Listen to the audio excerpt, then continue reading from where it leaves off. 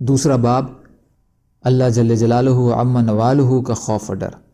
دین کے ساتھ اس جانفشانی کے باوجود جس کے قصے ابھی گزرے اور دین کے لیے اپنی جان و مال آبرو سب کچھ فنا کر دینے کے بعد جس کا نمونہ آپ دیکھ چکے ہیں، اللہ جل جلالہ کا خوف اور ڈر جس قدر ان حضرات میں پایا جاتا تھا، اللہ کرے کہ اس کا کچھ شمع ہم سیاہ کاروں کو بھی نصیب ہو جائے۔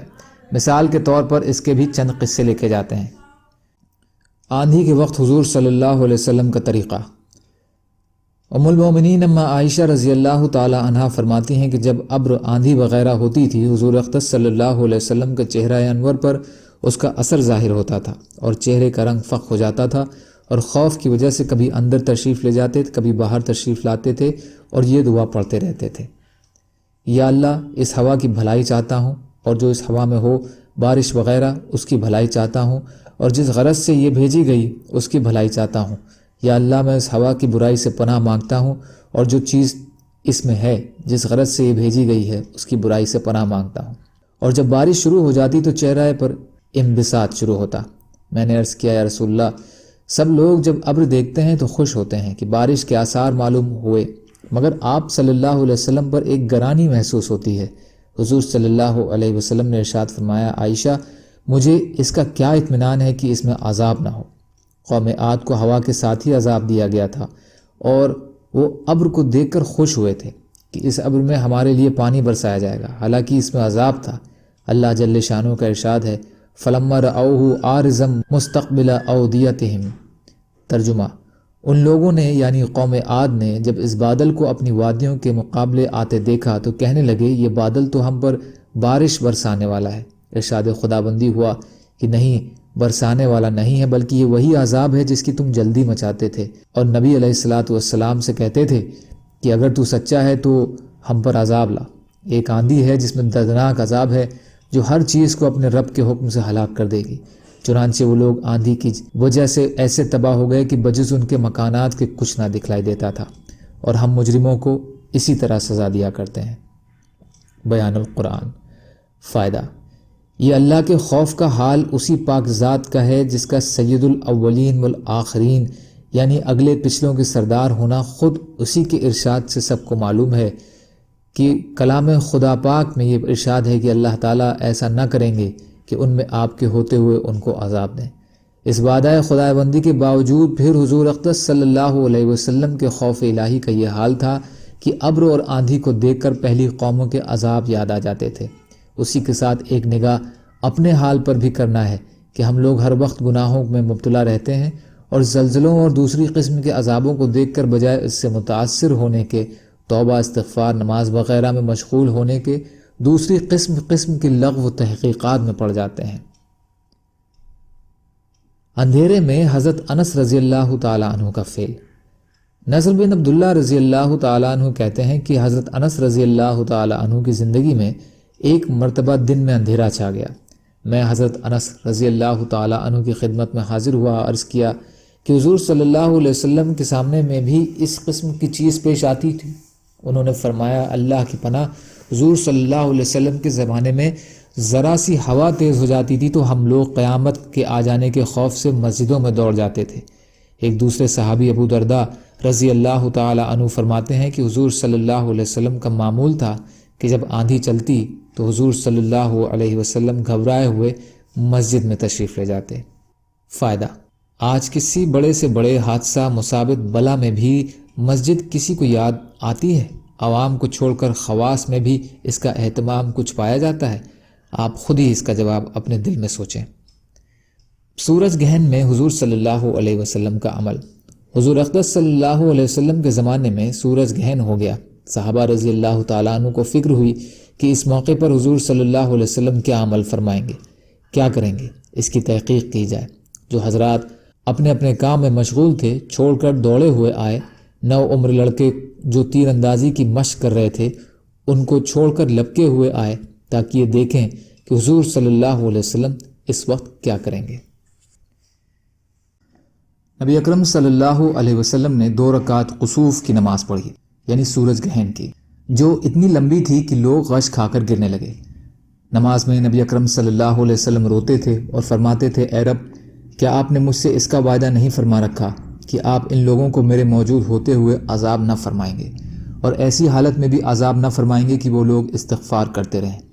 سورہ انفال میں اللہ جل شانہ نے اس کا وعدہ فرما رکھا ہے۔ پھر حضور صلی اللہ علیہ وسلم نے لوگوں کو نصیحت فرمائی کہ جب کبھی ایسا موقع ہو اور آفتاب یا چند گہن ہو جائے تو گھبرا کر نماز کی طرف متوجہ ہو جایا کرو۔ میں جو آخرت میں حالات دیکھتا ہوں اگر تم کو معلوم ہو جائیں تو ہنسنا کم کر دو اور رونے کی کثرت کر دو۔ جب کبھی ایسی حالت پیش آئے نماز پڑھو، دعا مانگو، صدقہ کرو۔ حضور صلی اللہ علیہ وسلم کا تمام رات روتے رہنا۔ نبی اکرم صلی اللہ علیہ وسلم ایک مرتبہ تمام رات روتے رہے اور صبح تک نماز میں یہ آیت تلاوت فرماتے رہے، ان تعذبہم فانہم عبادک وان تغفر لہم فانک انت العزیز الحکیم۔ اے اللہ، اگر آپ ان کو سزا دیں جب بھی آپ مختار ہیں کہ یہ آپ کے بندے ہیں اور آپ ان کے مالک، اور مالک کو حق ہے کہ بندوں کو جرائم پر سزا دے، اور اگر آپ ان کو معاف فرما دیں تو بھی آپ مختار ہیں کہ آپ زبردست قدرت والے ہیں تو معافی پر بھی قدرت ہے، اور حکمت والے ہیں تو معافی بھی حکمت کے موافق ہوگی۔ بیان القرآن۔ امام اعظم رضی اللہ تعالیٰ عنہ کے متعلق بھی نقل کیا گیا ہے کہ ایک شب تمام رات وامتاز اليوم ایھا المجرمون تو یہ پڑھتے رہے اور روتے رہے۔ مطلب آیت شریفہ کا یہ ہے کہ قیامت کے دن مجرموں کو حکم ہوگا کہ دنیا میں تو سب ملے جلے رہے، مگر آج مجرم لوگ سب الگ ہو جائیں اور غیر مجرم علیحدہ۔ اس حکم کو سن کر جتنا بھی رویا جائے تھوڑا ہے کہ نہ معلوم اپنا شمار مجرموں میں ہوگا یا فرما برداروں میں۔ حضرت ابو بکر صدیق رضی اللہ تعالیٰ عنہ پر اللہ کا ڈر۔ ابو بکر صدیق رضی اللہ تعالیٰ عنہ جو باجماع اہل سنت انبیاء کے علاوہ تمام دنیا کے آدمیوں میں افضل ہیں اور ان کا جنتی ہونا یقینی ہے کہ خود حضور اقدس صلی اللہ علیہ وسلم نے ان کو جنتی ہونے کی بشارت دی، بلکہ جنتیوں کی ایک جماعت کا سردار بتایا اور جنت کے سب دروازوں سے ان کی پکار اور بلاوے کی خوشخبری دی، اور یہ بھی فرمایا کہ میری امت میں سب سے پہلے ابو بکر رضی اللہ تعالیٰ عنہ جنت میں داخل ہوں گے۔ اس سب کے باوجود فرمایا کرتے کہ کاش میں کوئی درخت ہوتا جو کاٹ دیا جاتا، کبھی فرماتے کاش میں گھاس ہوتا تو جانور اس کو کھا لیتے، کبھی فرماتے کاش میں کسی مومن کے بدن کا بال ہوتا۔ ایک مرتبہ ایک باغ میں تشریف لے گئے اور ایک جانور کو بیٹھا ہوا دیکھ کر ٹھنڈی سانس بھری اور فرمایا کہ تو کس قدر لطف میں ہے کہ کھاتا ہے، پیتا ہے، درختوں کے سائے میں پھرتا ہے اور آخرت میں تجھ پر کوئی حساب کتاب نہیں، کاش ابو بکر بھی تجھ جیسا ہوتا۔ تاریخ الخلفاء۔ ربیہ اسلمی رضی اللہ تعالیٰ عنہ کہتے ہیں کہ ایک مرتبہ کسی بات پر مجھ میں اور ابو بکر صدیق رضی اللہ تعالیٰ عنہ میں کچھ بات بڑھ گئی اور انہوں نے مجھے کوئی سخت لفظ کہہ دیا جو مجھے ناگوار گزرا۔ فوراً اس کا خیال ہوا، مجھ سے فرمایا کہ تو بھی مجھے کہہ دے تاکہ بدلہ ہو جائے۔ میں نے کہنے سے انکار کر دیا تو انہوں نے فرمایا کہ یا تو کہہ لو ورنہ میں حضور صلی اللہ علیہ وسلم سے جا کر عرض کروں گا۔ میں نے اس پر بھی جوابی لفظ کہنے سے انکار کیا۔ وہ تو اٹھ کر چلے گئے۔ بنو اسلم کے کچھ لوگ آئے، کہنے لگے کہ یہ بھی اچھی بات ہے کہ خود ہی زیادتی کی اور خود ہی الٹی حضور صلی اللہ علیہ وسلم سے شکایت کریں۔ میں نے کہا تم جانتے بھی ہو یہ کون ہیں؟ یہ ابو بکر صدیق ہیں۔ اگر یہ خفا ہو گئے تو اللہ کا لاڈلا رسول صلی اللہ علیہ وسلم مجھ سے خفا ہو جائے گا اور اس کی خفگی سے اللہ ناراض ہو جائیں گے، تو ربیہ کی ہلاکت میں کیا تردد ہے؟ اس کے بعد میں حضور صلی اللہ علیہ وسلم کی خدمت میں حاضر ہوا اور عرض کیا۔ حضور صلی اللہ علیہ وسلم نے فرمایا ٹھیک ہے، مجھے جواب میں اور بدلے میں کہنا نہیں چاہیے، البتہ اس کے بدلے میں یوں کہے کہ اے ابو بکر اللہ تمہیں معاف فرما دے۔ فائدہ یہ ہے اللہ کا خوف کہ ایک معمولی سے کلمے میں حضرت ابو بکر رضی اللہ تعالیٰ عنہ کو بدلے کا اس قدر فکر و اہتمام ہوا کہ اول خود درخواست کی اور پھر حضور صلی اللہ علیہ وسلم کے واسطے سے اس کا ارادہ فرمایا کہ ربیہ بدلہ لے لیں۔ آج ہم سینکڑوں باتیں ایک دوسرے کو کہہ دیتے ہیں، اس کا خیال بھی نہیں ہوتا کہ اس کا آخرت میں بدلہ بھی لیا جائے گا یا حساب کتاب بھی ہوگا۔ حضرت عمر رضی اللہ تعالیٰ عنہ کی حالت۔ حضرت عمر رضی اللہ تعالیٰ عنہ بسا اوقات ایک تنکا ہاتھ میں لیتے اور فرماتے کاش میں یہ تنکا ہوتا، کبھی فرماتے کاش مجھے میری ماں نے جنا ہی نہ ہوتا۔ ایک مرتبہ کسی کام میں مشغول تھے، ایک شخص آیا اور کہنے لگا کہ فلاں شخص نے مجھ پر ظلم کیا، آپ چل کر مجھے بدلہ دلا دیجئے۔ آپ نے اسے ایک درہ مار دیا کہ جب میں اس کام کے لیے بیٹھتا ہوں اس وقت تو آتے نہیں، جب میں دوسرے کاموں میں مشغول ہو جاتا ہوں تو آ کر کہتے ہو کہ بدلہ دلوا۔ وہ شخص چلا گیا۔ آپ نے آدمی بھیج کر اس کو بلوایا اور درہ اس کو دے کر فرمایا کہ بدلہ لے لو۔ اس نے عرض کیا کہ میں نے اللہ کے واسطے معاف کیا۔ گھر تشریف لائے، 2 رکعت نماز پڑھی، اس کے بعد اپنے آپ کو خطاب کر کے فرمایا، عمر تو کمینہ تھا، اللہ نے مجھ کو اونچا کیا، تو گمراہ تھا، اللہ نے تجھ کو ہدایت کی، تو ذلیل تھا، اللہ نے تجھ کو عزت دی، پھر لوگوں کا بادشاہ بنایا۔ اب ایک شخص آ کر کہتا ہے کہ مجھے ظلم کا بدلہ دلوا دے تو اس کو مارتا ہے، کل کو قیامت کے دن اپنے رب کو کیا جواب دے گا؟ بڑی دیر تک اسی طرح اپنے آپ کو ملامت کرتے رہے۔ اسد الغابہ۔ آپ کے غلام حضرت اسلم کہتے ہیں کہ میں ایک مرتبہ عمر رضی اللہ تعالیٰ عنہ کے ساتھ خرہ، یہ مدینہ کے قریب ایک جگہ کا نام ہے، اس کی طرف جا رہا تھا۔ ایک جگہ آگ جلتی ہوئی جنگل میں نظر آئی۔ حضرت عمر رضی اللہ تعالیٰ عنہ فرمایا کہ شاید یہ کوئی قافلہ ہے جو رات ہو جانے کی وجہ سے شہر میں نہیں گیا، باہر ہی ٹھہر گیا ہے، چلو اس کی خیر خبر لیں، رات کو حفاظت کا انتظام کریں۔ وہاں پہنچے تو دیکھا ایک عورت ہے جس کے ساتھ چند بچے ہیں جو رو رہے ہیں اور چلا رہے ہیں، اور ایک دیگچی چولہے پر رکھی ہے جس میں پانی بھرا ہوا ہے اور اس کے نیچے آگ جل رہی ہے۔ انہوں نے سلام کیا اور قریب آنے کی اجازت لے کر اس کے پاس گئے اور پوچھا کہ یہ بچے کیوں رو رہے ہیں؟ عورت نے کہا کہ بھوک سے لاچار ہو کر رو رہے ہیں۔ دریافت فرمایا کہ اس دیگچی میں کیا ہے؟ عورت نے کہا پانی بھر کر بہلانے کے واسطے آگ پر رکھ دیا ہے، ذرا ان کو تسلی ہو جائے اور سو جائیں۔ امیر المومنین عمر رضی اللہ تعالیٰ عنہ کا اور میرا اللہ ہی کے یہاں فیصلہ ہوگا کہ میری اس تنگی کی خبر نہیں لیتے۔ عمر رضی اللہ تعالیٰ عنہ رونے لگے اور فرمایا کہ اللہ تجھ پر رحم کرے، بھلا عمر رضی اللہ تعالیٰ عنہ کو تیرے حال کی کیا خبر ہے؟ کہنے لگی کہ وہ ہمارے امیر بنے ہیں اور ہمارے حال کی خبر بھی نہیں رکھتے۔ اسلم کہتے ہیں کہ عمر رضی اللہ تعالیٰ عنہ مجھے ساتھ لے کر واپس ہوئے اور ایک بوری میں بیت المال میں سے کچھ آٹا اور کھجوریں اور چربی اور کچھ کپڑے اور کچھ درہم لیے۔ غرض اس بوری کو خوب بھر لیا اور فرمایا کہ یہ میری کمر پر رکھ دے۔ میں نے عرض کیا کہ میں لے چلوں؟ آپ نے فرمایا نہیں، میری کمر پر رکھ دے۔ 2-3 مرتبہ جب میں نے اصرار کیا تو فرمایا کیا قیامت میں بھی میرے بوجھ کو تو ہی اٹھائے گا؟ اس کو میں ہی اٹھاؤں گا، اس لیے کہ قیامت میں مجھے سے اس کا سوال ہوگا۔ میں نے مجبور ہو کر بوری آپ کی کمر پر رکھ دی۔ آپ نہایت تیزی کے ساتھ اس کے پاس تشریف لے گئے، میں بھی ساتھ تھا۔ وہاں پہنچ کر اس دیگچی میں آٹا اور کچھ چربی اور کھجوریں ڈالی اور اس کو چلانا شروع کیا اور چولہے میں خود ہی پھونک مارنا شروع کیا۔ اسلم رضی اللہ تعالیٰ عنہ کہتے ہیں کہ آپ کی گنجان داڑھی سے دھواں نکلتا ہوا میں دیکھتا رہا، حتیٰ کہ حریرہ سا تیار ہو گیا۔ اس کے بعد آپ نے اپنے دست مبارک سے نکال کر ان کو کھلایا۔ وہ سیر ہو کر ہنسی کھیل میں مشغول ہو گئے اور جو بچا تھا وہ دوسرے وقت کے واسطے ان کو حوالے کر دیا۔ وہ عورت بہت خوش ہوئی اور کہنے لگی اللہ تعالیٰ تمہیں جزائے خیر دے، تم تھے اس کے مستحق کے بجائے حضرت عمر رضی اللہ تعالیٰ عنہ کے تم ہی خلیفہ بنائے جاتے۔ حضرت عمر رضی اللہ تعالیٰ عنہ نے اس کو تسلی دی اور فرمایا کہ جب تم خلیفہ کے پاس جاؤ گی تو مجھ کو بھی وہیں پاؤ گی۔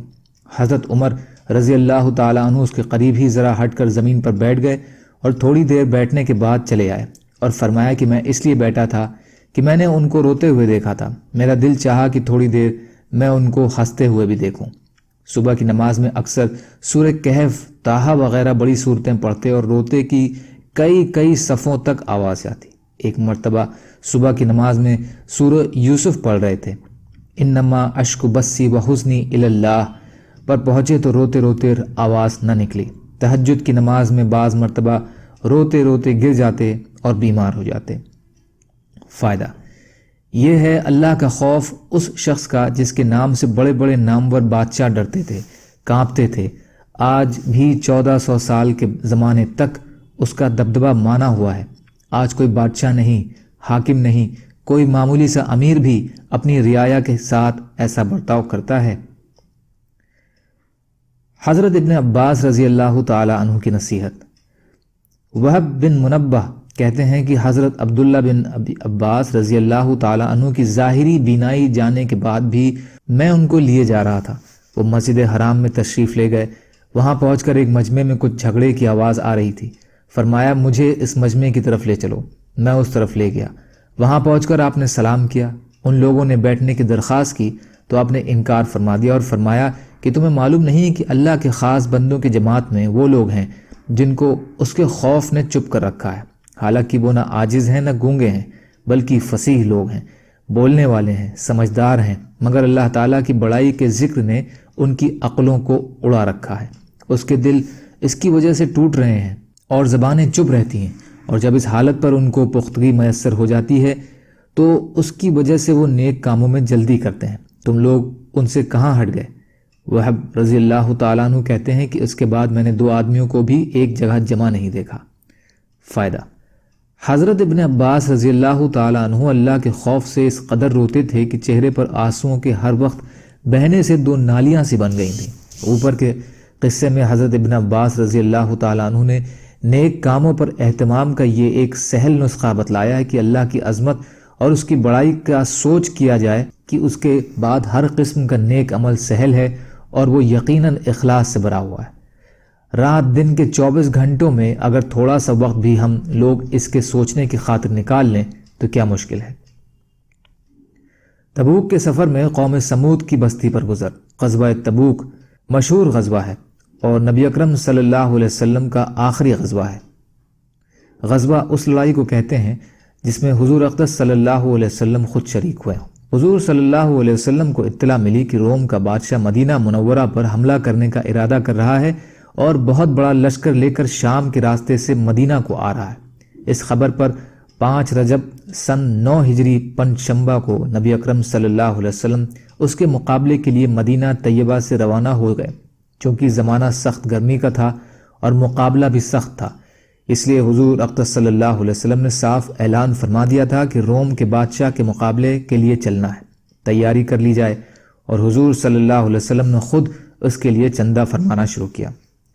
یہی لڑائی ہے جس میں حضرت ابو بکر رضی اللہ تعالیٰ عنہ گھر کا سارا سامان لے آئے تھے، اور جب ان سے یہ پوچھا کہ گھر والوں کے لیے کیا چھوڑا تو فرمایا کہ ان کے لیے اللہ اور اس کے رسول صلی اللہ علیہ وسلم کو چھوڑایا۔ اور حضرت عمر رضی اللہ تعالیٰ عنہ گھر کے پورے سامان میں سے آدھا لے آئے، جس کا قصہ نمبر 4 باب نمبر 6 میں آتا ہے، اور حضرت عثمان غنی نے 1/3 لشکر کا پورا سامان مہیا فرمایا۔ اور اسی طرح ہر شخص اپنی حیثیت سے زیادہ لایا۔ اس کے باوجود چونکہ عام طور پر سے تنگی تھی، اس لیے 10 آدمی ایک اونٹ پر تھے کہ نوبت بنوبت اس پر سوار ہوتے تھے، اسی لیے اس لڑائی کا نام جیش الاسرت، تنگی کا لشکر بھی تھا۔ یہ لڑائی نہایت ہی سخت تھی کہ سفر بھی دور کا تھا اور موسم بھی اس قدر سخت کہ گرمی کی انتہا نہیں تھی، اور اس کے ساتھ ہی مدینہ طیبہ میں کھجور کے پکنے کا زمانہ زور پر تھا کہ سارے باغ بالکل پکے ہوئے تھے، اور کھجور ہی پر مدینہ طیبہ والوں کی زندگی کا زیادہ دار و مدار تھا کہ سال بھر کی روزی کے جمع ہونے کا گویا یہی زمانہ تھا۔ ان حالات میں یہ وقت مسلمانوں کے لیے نہایت سخت امتحان کا تھا کہ ادھر اللہ کا خوف، حضور صلی اللہ علیہ وسلم کا ارشاد جس کی وجہ سے بغیر جائے نہ بنتی تھی، نہ دوسری جانب یہ ساری دقتیں کہ ہر وقت مستقل روک تھی۔ بالخصوص سال بھر کی محنت اور پکے پکائے درختوں کا یوں بے یار و مددگار چھوڑ جانا کتنا مشکل تھا، وہ ظاہر ہے، مگر اس سب کے باوجود اللہ کا خوف ان حضرات پر غالب تھا، اس لیے بجز منافقین اور معذرون جس میں عورتیں اور بچے بھی داخل تھے، اور وہ لوگ بھی جو بے ضرورت مدینہ طیبہ میں چھوڑے گئے یا کسی قسم کی سواری نہ مل سکنے کی وجہ سے روتے ہوئے رہ گئے تھے، جن کے بارے میں تولا وَأَعْيُنُهُمْ تَفِيضُ مِنَ الدَّمْعِ نازل ہوئی، اور سبھی حضرات ہم رکاب تھے، البتہ 3 حضرات بلا عذر کے شریک نہیں تھے، جن کا قصہ آئندہ آ رہا ہے۔ راستے میں قوم سمود کی بستی پر گزر ہوئی، جو حضور صلی اللہ علیہ وسلم نے دامن سے اپنا چہرہ انور کو ڈھانک لیا اور اونٹنی کو تیز کر دیا، اور صحابہ رضی اللہ تعالیٰ عنہ کو بھی کوئی حکم فرمایا کہ یہاں سے تیز چلو اور ظالموں کی بستیوں میں سے روتے ہوئے گزرو، اور اس سے ڈرتے ہوئے گزرو کہ تم پر بھی خدا نخواستہ وہ عذاب کہیں نازل نہ ہو جائے کہ جو ان پر نازل ہوا تھا۔ اسلام خمیس۔ فائدہ: اللہ کا پیارا نبی اور لاڈا رسول صلی اللہ علیہ وسلم عذاب والی جگہ سے ڈرتے ہوئے، خوف کرتے ہوئے گزرتے ہیں، اور اپنے جانثار دوستوں کو جو اس سخت مجبوری کے وقت میں بھی جانثاری کا ثبوت دیتے ہیں، روتے ہوئے جانے کا حکم فرماتے ہیں کہ خدا نخواستہ یہ عذاب ان پر نہ نازل ہو جائے۔ ہم لوگ کسی بستی میں زلزلہ آ جائے تو اس کو سیرگاہ بناتے ہیں، کھنڈروں کی تفریح کو جاتے ہیں، اور رونا تو درکنار، رونے کا خیال بھی دل میں نہیں لاتے۔ تبوک میں حضرت کعب رضی اللہ تعالیٰ عنہ کی غیر حاضری اور توبہ۔ اسی تبوک کی لڑائی میں معذورین جنہیں شرعی عذر یا مجبوری رہی ہو، ان کے علاوہ 80 سے زیادہ تو منافق انصار میں سے تھے اور اتنے کی تقریباً بدوی لوگ میں سے۔ ان کے علاوہ ایک بڑی جماعت باہر کے لوگوں میں سے ایسی تھی جو شریک نہیں ہوئے، اور اتنا ہی نہیں بلکہ یہ لوگ دوسروں کو بھی لا تنفروا فی الحر، گرمی میں نہ نکلو کہہ کر روکتے تھے۔ حق تعالی شانہ فرماتے ہیں کہ جہنم کی آگ کی گرمی بہت سخت ہے۔ اس کے علاوہ 3 سچے پکے مسلمان بھی ایسے تھے جو بلا کسی قوی عذر کے لڑائی میں شریک نہیں ہو سکے۔ ایک کعب بن مالک رضی اللہ تعالیٰ عنہ، دوسرے ہلال بن امیہ، تیسرے مرارہ بن ربیہ رضی اللہ عنہ۔ یہ تینوں حضرات کسی نفاق یا عذر سے نہیں ٹھہرے بلکہ خوشحالی کی سبب رہ جانے بھی بن گئی۔ کعب رضی اللہ تعالیٰ عنہ اپنی سرگزشت جو اس موقع پر پیش آئی مفصل سناتے ہیں جو آئندہ آ رہی ہے۔ مرارہ بن ربیہ کا باغ خوب پھل رہا تھا۔ ان کو خیال ہوا کہ اگر میں چلا گیا تو یہ سب ضائع ہو جائے گا۔ ہمیشہ میں لڑائیوں میں شریک ہوتا ہی رہا ہوں، اگر اس مرتبہ رہ گیا تو کیا مذائقہ ہے، اس لیے ٹھہر گئے۔ مگر جب تنبہ ہوا تو چونکہ باغ ہی اس کا سبب ہوا تھا، اس لیے سب کو اللہ کے راستے میں صدقہ کر دیا۔ ہلال رضی اللہ تعالی عنہ کے اہل و عزہ جو کہیں گئے ہوئے تھے، اتفاق سے اس موقع پر سب جمع ہو گئے۔ ان کو بھی یہی خیال ہوا کہ ہمیشہ شرکت کرتا رہا ہوں، مگر اس موقع پر نہ جاؤں تو کیا حرج ہے، اس لیے ٹھہر گئے۔ مگر تنبہ ہونے پر سب سے تعلقات منقطع کر لینے کا ارادہ کیا، اور یہ تعلقات ہی اس لڑائی میں شرکت نہ کرنے کا سبب ہوئے۔ حضرت کعب رضی اللہ تعالیٰ عنہ کا قصہ احادیث میں کثرت سے آتا ہے۔ وہ اپنی سرگزشت بڑی تفصیل سے سنایا کرتے تھے۔ وہ فرماتے ہیں کہ میں تبوک سے پہلے کسی لڑائی میں بھی اتنا قوی اور مالدار نہیں تھا جتنا کہ تبوک کے وقت تھا۔ اس وقت میرے پاس خود اپنی ذاتی 2 اونٹنیاں تھیں۔ اس سے پہلے کبھی بھی 2 اونٹنیاں میرے پاس ہونے کی نوبت نہیں آئی۔ حضور اکرم صلی اللہ علیہ وسلم کی ہمیشہ عادت شریفہ یہ تھی کہ جس طرف لڑائی کا ارادہ ہوتا تھا اس کا اظہار نہیں ہوتا تھا، بلکہ دوسری جانبوں کے احوال دریافت فرماتے تھے۔ مگر اس لڑائی میں چونکہ گرمی بھی شدید تھی اور سفر بھی دور کا تھا، ان کے علاوہ دشمنوں کی بھی بہت بڑی جماعت تھی، اس لیے صاف اعلان فرما دیا تاکہ لوگ تیاری کر لیں۔ چنانچہ مسلمانوں کی اتنی بڑی جماعت حضور صلی اللہ علیہ وسلم کے ساتھ ہو گئی کہ رجسٹر میں ان کا نام بھی لکھنا دشوار تھا، اور مجمع کی کثرت کی وجہ سے کوئی شخص اگر چھپنا چاہتا کہ میں نہ جاؤں، نہ پتہ چلے تو دشوار نہ تھا۔ اس کے ساتھ ہی پھل پک چکے تھے۔ میں بھی سامان سفر کی تیاری کی صبح ہی سے ارادہ کرتا، مگر شام ہو جاتی اور کسی قسم کی تیاری کی نوبت نہ آتی۔ لیکن میں اپنے دل میں خیال کرتا کہ مجھے وسعت حاصل ہے، جب ارادہ پختہ کروں گا فوراً ہو جائے گا۔ حالانکہ حضور صلی اللہ علیہ وسلم روانہ بھی ہو گئے اور مسلمان آپ کے ساتھ ساتھ، مگر میرا سامان سفر تیار نہ ہوا۔ پھر بھی یہی خیال رہا کہ 1-2 روز میں تیاری کر کے جا ملوں گا۔ اسی طرح آج کل پر ٹلتا رہا، حتیٰ کہ حضور صلی اللہ علیہ وسلم کے وہاں پہنچنے کا زمانہ تقریباً آ گیا۔ اس وقت میں نے کوشش بھی کی مگر سامان نہ ہو سکا۔ اب میں جب مدینہ طیبہ میں ادھر ادھر دیکھتا ہوں تو صرف وہی لوگ ملتے ہیں جن کے اوپر نفاق کا بدنما داغ لگا ہوا ہے۔ یہ معذور تھے۔ حضور صلی اللہ علیہ وسلم نے بھی تبوک پہنچ کر دریافت فرمایا کہ کعب رضی اللہ تعالیٰ عنہ نظر نہیں پڑتے، کیا بات ہوئی؟ ایک صاحب نے کہا، یا رسول اللہ صلی اللہ علیہ وسلم، اس کے اپنے مال و جمال کی اکڑ نے روکا۔ حضرت معاذ نے فرمایا کہ غلط کہا، ہم جہاں تک سمجھتے ہیں کہ وہ بھلا آدمی ہے، مگر حضور صلی اللہ علیہ وسلم نے بالکل سکوت فرمایا اور کچھ نہیں بولے۔ حتیٰ کہ چند روز میں نے واپسی کی خبر سنی تو مجھے رنج و غم سوار ہوا اور بڑا فکر ہوا۔ دل میں جھوٹے عذر آتے تھے کہ اس وقت کسی فرضی عذر سے حضور صلی اللہ علیہ وسلم کے غصے سے جان بچا لوں، پھر کسی وقت معافی کی درخواست کر لوں گا، اور اس بارے میں اپنے گھرانے کے ہر سمجھدار سے مشورہ کرتا رہا۔ مگر جب مجھے معلوم ہو گیا کہ حضور صلی اللہ علیہ وسلم تشریف ہی لے آئے تو میرے دل نے فیصلہ کیا کہ بغیر سچ کے کوئی چیز نجات نہ دے گی، اور میں نے سچ عرض کرنے کی ٹھان لی۔ حضور صلی اللہ علیہ وسلم کی عادت شریفہ یہ تھی کہ جب سفر سے واپس تشریف لاتے تو اول مسجد میں تشریف لے جاتے اور 2 رکعت تحیۃ المسجد پڑھتے اور وہاں تھوڑی دیر تک تشریف رکھتے کہ لوگوں سے ملاقات فرمائیں۔ چنانچہ حسب معمول حضور صلی اللہ علیہ وسلم تشریف فرما رہے اور منافق لوگ آ کر جھوٹے عذر کرتے اور قسمیں کھاتے رہے۔ حضور اکرم صلی اللہ علیہ وسلم ان کے ظاہر حال کو قبول فرماتے رہے اور باطن کو اللہ کے سپرد فرماتے رہے کہ اتنے میں حاضر ہوا اور سلام کیا۔ حضور صلی اللہ علیہ وسلم نے ناراضگی کے انداز میں تبسم فرمایا اور اعراض فرمایا۔ میں نے عرض کیا اللہ کے نبی صلی اللہ علیہ وسلم آپ نے اعراض فرما لیا؟ میں اللہ کی قسم نہ تو منافق ہوں نہ مجھے ایمان میں کچھ تردد ہے۔ ارشاد فرمایا کہ یہاں آ۔ میں قریب ہو کر بیٹھ گیا۔ حضور صلی اللہ علیہ وسلم نے فرمایا کہ تجھے کس چیز نے روکا؟ کیا تو نے اونٹنیاں نہیں خرید رکھی تھیں؟ میں نے عرض کیا یا رسول اللہ صلی اللہ علیہ وسلم، اگر میں کسی دنیا دار کے پاس اس وقت ہوتا تو مجھے یقین ہے کہ میں اس کے غصے سے معقول عذر کے ساتھ خلاصی پا لیتا کہ مجھے بات کرنے کا سلیقہ اللہ تعالیٰ نے عطا فرمایا ہے، لیکن آپ کے متعلق مجھے معلوم ہے کہ اگر آج جھوٹ سے آپ کو راضی کر لوں تو قریب ہے کہ اللہ جل جلالہ مجھ سے ناراض ہوں گے، اور آپ سے صاف صاف عرض کر دوں تو آپ کو غصہ آئے گا، لیکن قریب ہے کہ اللہ کی پاک ذات آپ کے عتاب کو زائل فرما دے گی۔ اس لیے سچی عرض کرتا ہوں، اللہ کی قسم مجھے کوئی عذر نہیں تھا، اور جیسا فارغ اور فرصت والا میں اس زمانے میں تھا کسی زمانے میں بھی اس سے پہلے نہیں ہوا۔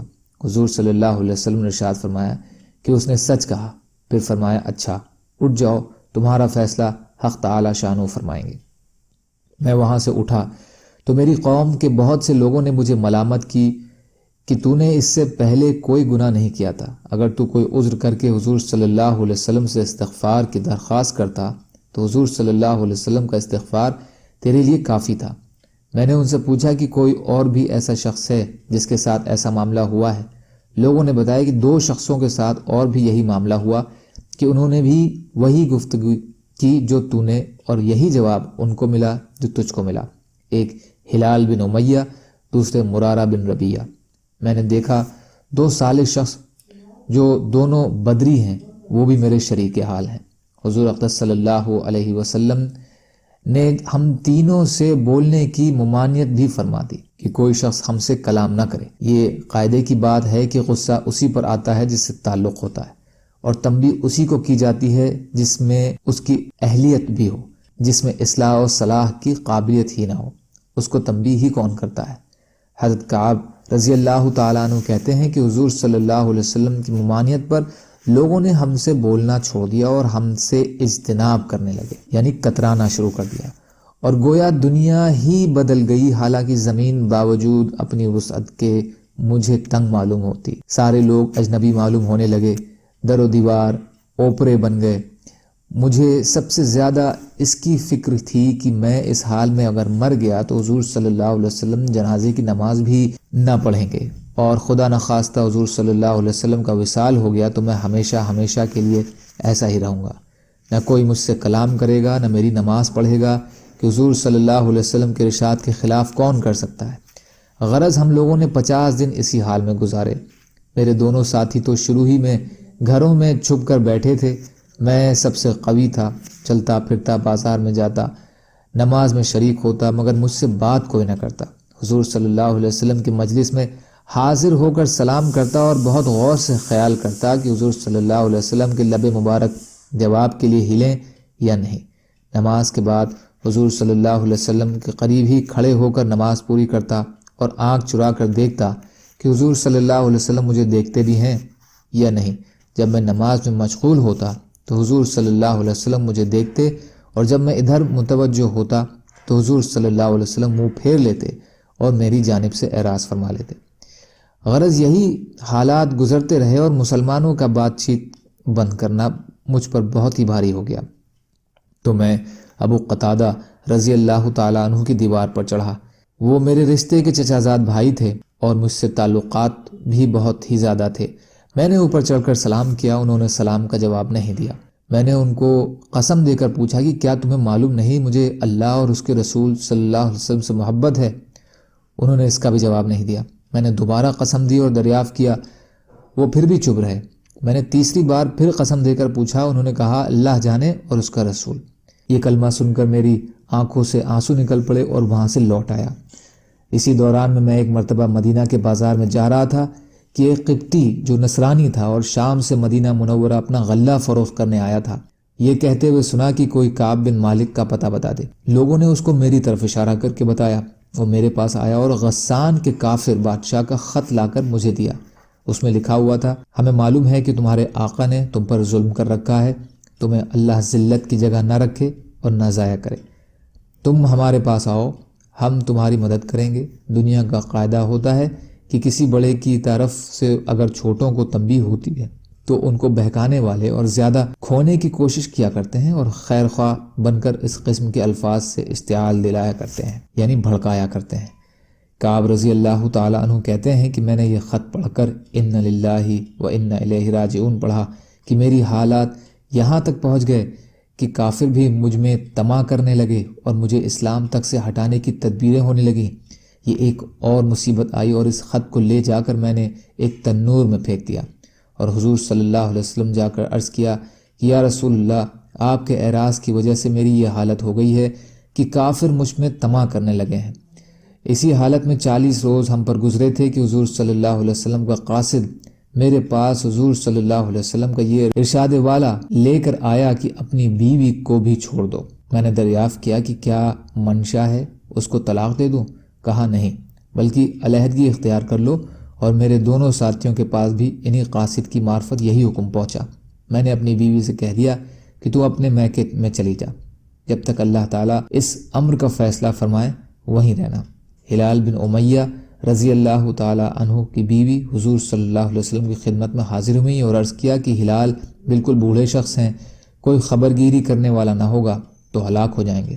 اگر آپ اجازت دیں اور آپ کی گرانی نہ ہو تو میں کچھ کام کاج ان کا کر دیا کروں۔ حضور صلی اللہ علیہ وسلم نے فرمایا کہ مذائقہ نہیں، لیکن صحبت نہ کریں۔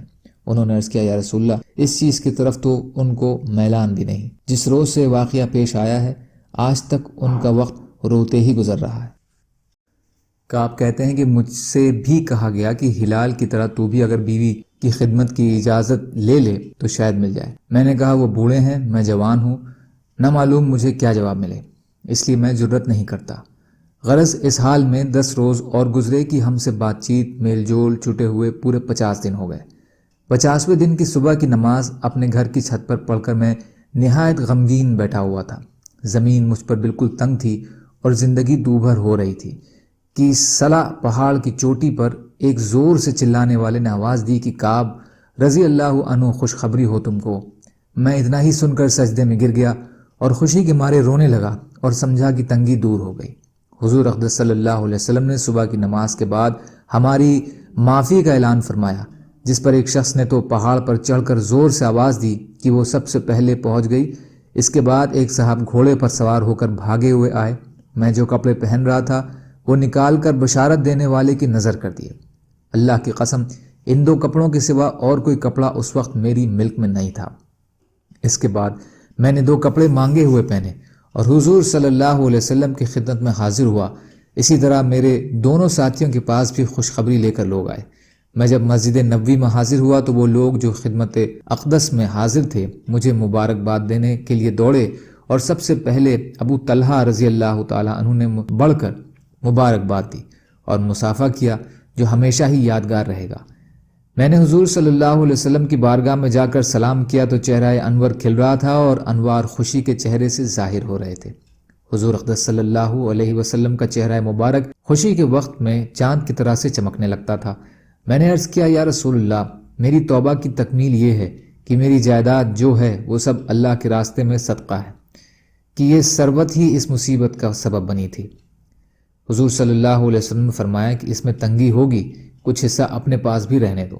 میں نے عرض کیا کہ بہتر ہے خیبر کا حصہ رہنے دیا جائے، مجھے سچ ہی نے نجات دی، اس لیے میں نے عہد کر لیا کہ ہمیشہ ہی سچ بولوں گا۔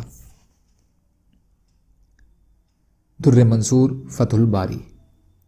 فائدہ یہ ہیں صحابہ کرام رضی اللہ تعالیٰ عنہ کی اطاعت اور دینداری کا اور اللہ کے خوف کا نمونہ کہ ہمیشہ جنگ میں یہ حضرات شریک رہے۔ ایک مرتبہ کی غیر حاضری پر کیا کیا عتاب ہوا اور اس کو کس فرما برداری سے برداشت کیا کہ 50 دن رو کر گزار دیے اور مال جس کی وجہ سے یہ واقعہ پیش آیا تھا وہ بھی صدقہ کر دیا، اور کافروں نے طمع دلائی تو بجائے مشتعل ہونے کے اور زیادہ پشیمان ہوئے، اور اس کو بھی اللہ کا عتاب اور حضور صلی اللہ علیہ وسلم کے اعراض کی وجہ سے سمجھا کہ میرے دین کا ذوف اس درجے تک پہنچ گیا کہ کافروں کو اس کی طمع ہونے لگی کہ وہ مجھے بے دین بنا دیں۔ ہم لوگ بھی مسلمان ہیں، اللہ اور اس کے رسول صلی اللہ علیہ وسلم کے ارشادات بھی سامنے ہیں۔ بڑے سے بڑا حکم نماز ہی کا لے لو کہ ایمان کے بعد اس کے برابر کوئی چیز بھی نہیں۔ کتنے ہیں جو اس حکم کی تعمیل کرتے ہیں، اور جو کرتے ہیں وہ بھی کیسے کرتے ہیں۔ اس کے بعد زکوٰۃ اور حج کا تو پوچھنا ہی کیا کہ اس میں تو مال بھی خرچ ہوتا ہے۔ صحابہ رضی اللہ تعالیٰ عنہ کے ہنسنے پر حضور صلی اللہ علیہ وسلم کی تنبیہ اور قبر کی یاد۔ نبی اکرم صلی اللہ علیہ وسلم ایک مرتبہ نماز کے لیے تشریف لائے تو ایک جماعت کو دیکھا کہ وہ کھلکھلا کر ہنس رہی تھی۔ ہنسی کی وجہ سے دانت کھل رہے تھے۔ حضور صلی اللہ علیہ وسلم نے ارشاد فرمایا کہ اگر موت کو کثرت سے یاد کیا کرو تو جو حالت میں دیکھ رہا ہوں وہ پیدا نہ ہو، لہٰذا موت کو کثرت سے یاد کیا کرو۔ قبر پر کوئی دن ایسا نہیں گزرتا جس میں وہ یہ نہ آواز دیتی ہو کہ میں بیگانی کا گھر ہوں، تنہائی کا گھر ہوں، مٹی کا گھر ہوں، کیڑوں کا گھر ہوں۔ جب کوئی مومن قبر میں رکھا جاتا ہے تو وہ کہتی ہے کہ تیرا آنا مبارک ہے، بہت اچھا کیا تو آ گیا۔ جتنے آدمی زمین پر چلتے تھے تو ان سب میں مجھے زیادہ پسند تھا۔ آج جب تو میرے پاس آیا ہے تو میرے بہترین سلوک کو دیکھے گا۔ اس کے بعد وہ قبر جہاں تک مردے کی نظر پہنچ سکے وہاں تک وسیع ہو جاتی ہے، اور ایک دروازہ اس میں جنت کا کھل جاتا ہے جس سے وہاں کی ہوا اور خوشبوئیں اس کو آتی رہتی ہیں۔ اور جب کوئی بد کردار قبر میں رکھا جاتا ہے وہ کہتا ہے کہ تیرا آنا نامبارک ہے، برا کیا جو تو آیا۔ زمین پر جتنے آدمی چلتے تھے ان سب میں تجھی سے مجھے زیادہ نفرت تھی۔ آج جب تو میرے حوالے ہوا ہے تو میرے برتاؤ کو بھی دیکھ لے گا۔ اس کے بعد وہ اس طرح اس کو دباتی ہے کہ پسلیاں آپس میں ایک دوسرے میں گھس جاتی ہیں، اور 70 اژدہے اس پر ایسے مسلط ہو جاتے ہیں کہ اگر ایک بھی زمین پر پھنکار مارے تو اس کے اثر سے زمین پر گھاس تک باقی نہ رہے۔ وہ اس کو قیامت تک ڈستے رہتے ہیں۔ اس کے بعد حضور صلی اللہ علیہ وسلم نے ارشاد فرمایا کہ قبر یا تو جنت کا ایک باغ ہے یا جہنم کا ایک گڑھا۔ مشکات شریف۔ فائدہ: اللہ کا خوف بڑی ضروری اور اہم چیز ہے۔ یہی وجہ ہے کہ حضور اقدس صلی اللہ علیہ وسلم اکثر کسی گہری سوچ میں رہتے تھے اور موت کو یاد کرنا اس کے لیے مفید ہے۔ اسی لیے حضور اقدس صلی اللہ علیہ وسلم نے یہ نسخہ ارشاد فرمایا کہ کبھی کبھی موت کو یاد کرتے رہنا بہت ہی ضروری اور مفید ہے۔ حضرت حنظلہ رضی اللہ تعالیٰ عنہ کو نفاق کا ڈر۔ حضرت حنظلہ رضی اللہ تعالیٰ عنہ کہتے ہیں کہ ایک مرتبہ ہم لوگ حضور صلی اللہ علیہ وسلم کی مجلس میں تھے۔ حضور اقدس صلی اللہ علیہ وسلم نے واعظ فرمایا جس سے قلوب یعنی دل نرم ہو گئے اور آنکھوں سے آنسو بہنے لگے اور اپنی حقیقت ہمیں ظاہر ہو گئی۔ حضور صلی اللہ علیہ وسلم کی مجلس سے اٹھ کر میں گھر آیا اور بیوی بچے پاس آ گئے اور کچھ دنیا کا ذکر تذکرہ شروع ہو گیا، اور بچوں کے ساتھ ہنسنا بولنا، بیوی کے ساتھ مذاق شروع ہو گیا، اور وہ حالت جاتی رہی جو حضور صلی اللہ علیہ وسلم کی مجلس میں تھی۔ دفعتاً خیال آیا کہ میں پہلے اس حال میں تھا، اب کیا ہو گیا؟ میں نے اپنے دل میں کہا کہ تو منافق ہو گیا ہے کہ ظاہر میں حضور اقدس صلی اللہ علیہ وسلم کے سامنے تو وہ حال تھا اور اب گھر میں آ کر یہ حالت ہو گئی۔ میں اس پر افسوس اور رنج کرتا ہوا اور یہ کہتا ہوا گھر سے نکلا کہ حنظلہ تو منافق ہو گیا۔ سامنے سے حضرت ابوبکر صدیق رضی اللہ تعالیٰ عنہ تشریف لا رہے تھے۔ میں نے ان سے عرض کیا کہ حنظلہ تو منافق ہو گیا۔ وہ یہ سن کر فرمانے لگے، سبحان اللہ، کیا کہہ رہے ہو؟ ہرگز نہیں۔ میں نے صورت بیان کی کہ ہم لوگ جب حضور صلی اللہ علیہ وسلم کی خدمت میں ہوتے ہیں اور حضور صلی اللہ علیہ وسلم جہنم و جنت کا ذکر فرماتے ہیں تو ہم لوگ ایسے ہو جاتے ہیں گویا وہ دونوں ہمارے سامنے ہیں، اور جب حضور صلی اللہ علیہ وسلم کے پاس سے آ جاتے ہیں تو بیوی بچے جائیداد وغیرہ کے دھندوں میں پھنس کر اس کو بھول جاتے ہیں۔ حضرت ابوبکر صدیق رضی اللہ تعالیٰ عنہ نے فرمایا کہ یہ بات تو ہم کو بھی پیش آتی ہے، اس لیے دونوں حضور صلی اللہ علیہ وسلم کی خدمت میں حاضر ہوئے اور جا کر حنظلہ نے عرض کیا کہ یا رسول اللہ، میں تو منافق ہو گیا۔ حضور صلی اللہ علیہ وسلم نے فرمایا کیا بات ہوئی؟ حنظلہ رضی اللہ تعالیٰ عنہ نے عرض کیا کہ جب ہم لوگ آپ کی خدمت میں حاضر ہوتے ہیں اور آپ جنت جہنم کا ذکر فرماتے ہیں تب تو ہم ایسے ہو جاتے ہیں کہ گویا وہ ہمارے سامنے ہیں، لیکن جب خدمت اقدس سے چلے جاتے ہیں تو جا کر بیوی بچوں اور گھر بار کے دھندوں میں لگ کر بھول جاتے ہیں۔ حضور صلی اللہ علیہ وسلم نے فرمایا کہ اس ذات کی قسم جس کے قبضے میں میری جان ہے، اگر تمہارا ہر وقت وہی حال رہے جیسا میرے سامنے ہوتا ہے تو فرشتے تمہارے سے بستروں پر راستوں میں مسافہ کر لیں گے، لیکن حنظلہ بات یہ ہے کہ گاہے گاہے یعنی یہ کبھی کبھی ہوتا ہے۔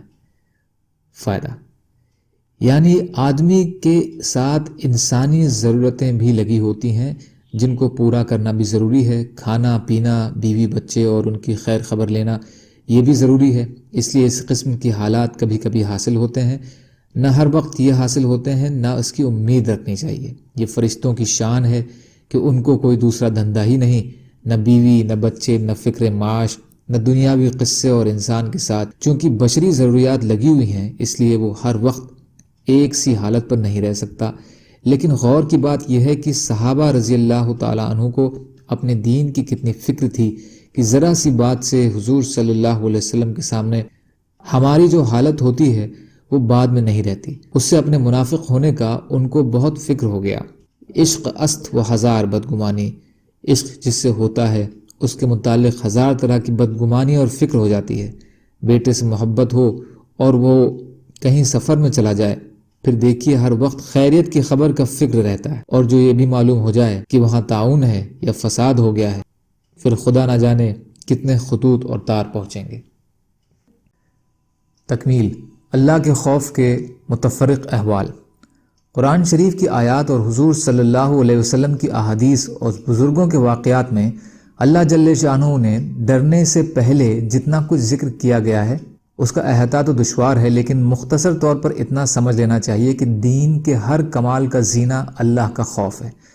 حضور صلی اللہ علیہ وسلم کا ارشاد ہے کہ حکمت کی جڑ اللہ کا خوف ہے۔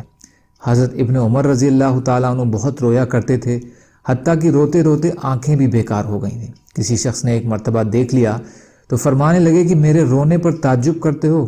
اللہ کے خوف سے سورج روتا ہے۔ ایک مرتبہ ایسا ہی قصہ آیا تو فرمایا کہ اللہ کے خوف سے چاند روتا ہے۔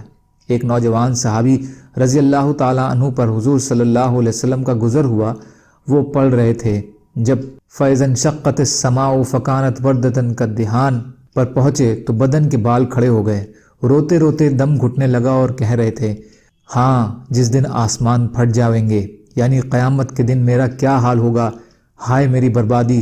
حضور صلی اللہ علیہ وسلم نے ارشاد فرمایا کہ تمہارے اس رونے کی وجہ سے فرشتے بھی رونے لگے۔ ایک انصاری نے تہجد پڑھا، پھر بیٹھ کر بہت روئے، کہتے تھے اللہ ہی سے فریاد کرتا ہوں جہنم کی آگ سے بچنے کی۔ حضور صلی اللہ علیہ وسلم نے ارشاد فرمایا کہ تم نے آج فرشتوں کو رلا دیا۔ عبداللہ بن رواحہ رضی اللہ تعالیٰ عنہ ایک صحابی ہیں، رو رہے تھے، بیوی بھی ان کی اس حالت کو دیکھ کر رونے لگیں۔ پوچھا کہ تم کیوں روتی ہو؟ کہنے لگیں کہ جس وجہ سے تم روتے ہو۔ عبداللہ بن رواحہ رضی اللہ تعالیٰ عنہ کہا کہ میں اس وجہ سے رو رہا ہوں کہ جہنم پر تو گزرنا ہے ہی، نہ جانے نجات ہو سکے گی یا وہیں رہ جاؤں گا۔ زرارہ بن عوفہ ایک مسجد میں نماز پڑھا رہے تھے، فَإِذَا نُقِرَ فِي النَّاقُرِ الْآیَۃ پر جب پہنچے تو فوراً گر گئے اور انتقال ہو گیا۔ لوگ اٹھا کر گھر تک لائے۔ قیام اللیل۔ حضرت خلید رضی اللہ تعالیٰ عنہ ایک مرتبہ نماز پڑھ رہے تھے، کل نفس ذائقۃ الموت پر پہنچے تو اس کو بار بار پڑھنے لگے۔ ذرا دیر میں گھر کے ایک کونے سے آواز آئی کہ کتنی مرتبہ اس کو پڑھو گے، تمہارے اس بار بار کے پڑھنے سے 4 جن مر چکے ہیں۔ ایک اور صاحب کا قصہ لکھا ہے کہ پڑھتے پڑھتے جب وَرُدُّ إِلَى اللَّهِ مَوْلَاهُمُ الْحَقِّ پر پہنچے تو ایک چیخ ماری اور تڑپ تڑپ کر مر گئے۔ اور بھی اسی قسم کے واقعات کثرت سے گزرتے ہیں۔ حضرت فضیل رحمۃ اللہ علیہ مشہور بزرگ فرماتے ہیں کہ اللہ کا خوف ہر خیر کی طرف رہبری کرتا ہے۔ حضرت شبلی رحمۃ اللہ علیہ کے نام سے سبھی واقف ہیں۔ وہ کہتے تھے کہ جب سے میں بھی اللہ سے ڈرا ہوں اس کی وجہ سے مجھ پر حکمت اور عبرت کا ایسا دروازہ کھلا ہے جو اس سے پہلے نہیں کھلا۔ سبق۔ حدیث میں آیا ہے اللہ جل شانہ فرماتے ہیں کہ میں اپنے بندے پر 2 خوف جمع کرتا اور 2 فکریاں نہیں دیتا۔ اگر دنیا میں مجھ سے بے فکر رہے تو قیامت میں ڈراتا ہوں، اور دنیا میں ڈرتا رہے تو آخرت میں بے فکری عطا کرتا ہوں۔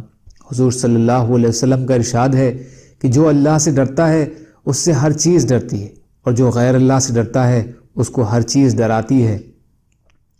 یحییٰ بن معاذ کہتے ہیں کہ آدمی بیچارہ اگر جہنم سے اتنا ڈرنے لگے جتنا تنگ دستی سے ڈرتا ہے تو سیدھا جنت میں جائے۔ ابو سلیمان دارانی کہتے ہیں کہ جس دل سے اللہ کا خوف جاتا رہتا ہے وہ برباد ہو جاتا ہے۔ حضور صلی اللہ علیہ وسلم کا ارشاد ہے کہ جس آنکھ سے اللہ کے خوف کی وجہ سے ذرا سا آنسو خواہ مکھی کے سر کے برابر ہی کیوں نہ ہو نکل کر چہرے پر گرتا ہے، اللہ تعالیٰ اس چہرے کو آگ پر حرام فرما دیتے ہیں۔ حضور صلی اللہ علیہ وسلم کا ارشاد یہ ہے کہ جب مسلمان کا دل اللہ کے خوف سے کانپتا ہے تو اس کے گناہ ایسے جھڑتے ہیں جیسے درختوں سے پتے جھڑتے ہیں۔ میرے نبی صلی اللہ علیہ وسلم کا ایک اور ارشاد ہے، جو شخص اللہ کے خوف سے روئے اس کا آگ میں جانا ایسا ہی مشکل ہے جیسا دودھ کا تھنوں میں واپس جانا۔ حضرت عقبہ بن عامر رضی اللہ تعالیٰ عنہ ایک صحابی ہیں، انہوں نے حضور صلی اللہ علیہ وسلم سے پوچھا کہ نجات کا راستہ کیا ہے؟ آپ نے فرمایا کہ اپنی زبان کو روکے رکھو، گھر میں بیٹھے رہو اور اپنی خطاؤں پر روتے رہو۔ اما عائشہ رضی اللہ تعالی عنہا نے ایک مرتبہ دریافت کیا کہ آپ کی امت میں کوئی ایسا بھی ہے جو بے حساب کتاب جنت میں داخل ہو؟ حضور صلی اللہ علیہ وسلم نے فرمایا، جو اپنے گناہوں کو یاد کر کے روتا رہے۔ میرے آقا صلی اللہ علیہ وسلم کا ایک اور ارشاد ہے کہ اللہ کے نزدیک 2 قطروں سے زیادہ کوئی قطرہ پسند نہیں، ایک آنسو کا قطرہ جو اللہ کے خوف سے نکلا ہو، دوسرا خون کا قطرہ جو اللہ کے راستے میں گرا ہو۔ ایک جگہ ارشاد ہے کہ قیامت کے دن 7 آدمی ایسے ہوں گے جن کو اللہ جل شانہ اپنا سایہ عطا فرمائیں گے۔ ایک وہ شخص جو تنہائی میں اللہ کو یاد کرے اور اس کی وجہ سے اس کی آنکھوں سے آنسو بہنے لگے۔ حضرت ابو بکر صدیق رضی اللہ تعالیٰ عنہ کا ارشاد ہے کہ جو رو سکتا ہو وہ روئے، اور جس کو رونا نہ آئے وہ رونے کی صورت ہی بنا لے۔ محمد بن منقدر رضی اللہ تعالیٰ عنہ جب روتے تھے تو آنسوؤں کو اپنے منہ اور داڑھی سے پوچھتے تھے اور کہتے تھے کہ مجھے یہ روایت پہنچی ہے کہ جہنم کی آگ اس جگہ کو نہیں چھوتی جہاں آنسو پہنچے ہوں۔ ثابت بنانی رحمۃ اللہ علیہ کی آنکھیں دکھنے لگیں۔ طبیب نے کہا کہ ایک بات کا وعدہ کر لو، آنکھ اچھی ہو جائے گی کہ رویا نہ کرو۔ کہنے لگے آنکھ میں کوئی خوبی ہی نہیں اگر وہ روئے ہی نہیں۔ یزید بن میسرہ رحمۃ اللہ علیہ کہتے ہیں کہ رونا 7 وجہ سے ہوتا ہے: خوشی سے، جنون سے، درد سے، گھبراہٹ سے، دکھلاوے سے، نشے سے اور اللہ کے خوف سے۔ یہی ہے وہ رونا کہ اس کا ایک آنسو بھی آگ کے سمندروں کو بجھا دیتا ہے۔ کعب احبار رضی اللہ تعالیٰ عنہ کہتے ہیں کہ اس ذات کی قسم جس کے قبضے میں میری جان ہے کہ اگر میں اللہ کے خوف سے روؤں اور آنسو میرے رخسار پر بہنے لگیں، یہ مجھے اس سے زیادہ پسند ہے کہ پہاڑ کے برابر سونا صدقہ کروں۔ ان کے علاوہ اور بھی ہزاروں ارشادات ہیں جن سے معلوم ہوتا ہے کہ اللہ کی یاد میں اور اپنے گناہوں کے فکر میں رونا کیمیا ہے اور بہت ہی ضروری اور مفید، اور اپنے گناہوں پر نظر کر کے یہی حالت ہونی چاہیے۔ لیکن اس کے ساتھ ہی یہ بھی ضروری ہے کہ اللہ کی فضل اور اس کی رحمت کی امید میں بھی کمی نہ ہو۔ یقیناً اللہ کی رحمت ہر شے کو وسیع ہے۔ حضرت عمر رضی اللہ تعالیٰ عنہ کا ارشاد ہے کہ اگر قیامت میں یہ اعلان ہو کہ ایک شخص کے سوا سب کو جہنم میں داخل کرو تو مجھے اللہ کی رحمت سے یہ امید ہے کہ وہ شخص میں ہی ہوں، اور اگر یہ اعلان ہو کہ ایک شخص کے سوا سب کو جنت میں داخل کرو تو مجھے اپنے اعمال سے یہ خوف ہے کہ وہ شخص میں ہی نہ ہوں۔ اس لیے دونوں چیزوں کو علیحدہ علیحدہ سمجھنا اور رکھنا چاہیے۔ بالخصوص موت کے وقت میں امید کا معاملہ زیادہ ہونا چاہیے۔ حضور صلی اللہ علیہ وسلم کا ارشاد ہے کہ تم میں سے کوئی شخص نہ مرے مگر اللہ تعالیٰ کے ساتھ حسن ظن رکھتا ہو۔ امام احمد بن حنبل رحمۃ اللہ علیہ کا جب انتقال ہونے لگا تو انہوں نے اپنے بیٹے کو بلایا اور فرمایا کہ ایسی احادیث مجھے سناؤ جن سے اللہ تعالیٰ کے ساتھ امید بڑھتی ہو۔